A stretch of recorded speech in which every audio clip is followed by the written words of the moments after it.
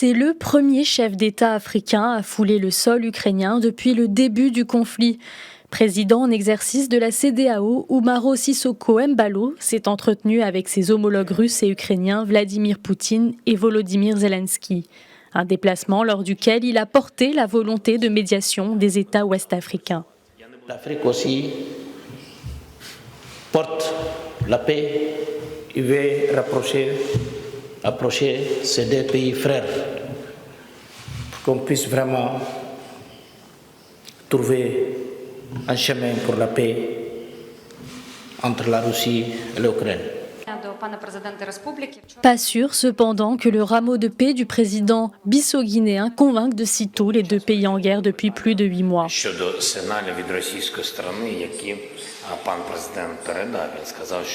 Le président de la Guinée-Bissau a transmis le message selon lequel la Russie voudrait établir le dialogue.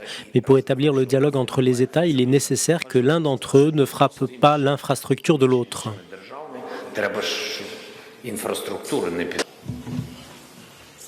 Le président Embalo est arrivé en Ukraine après avoir rencontré Vladimir Poutine à Moscou. Lors de leur rencontre, le chef du Kremlin a mis en évidence les rapports forts que la Russie entretenait avec la Guinée-Bissau, mais aussi son rôle prépondérant sur le continent africain.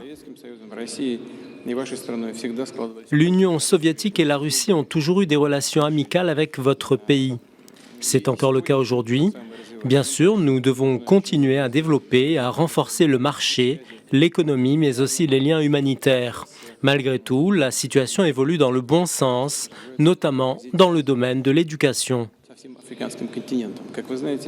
Si le message africain d'apaisement et de dialogue peine à se faire entendre, la visite officielle du président de la CEDEAO aux deux pays était aussi un moment privilégié pour discuter l'enjeu crucial qui concerne le monde et plus particulièrement l'Afrique dans ces prochains mois, l'exportation du blé et des céréales.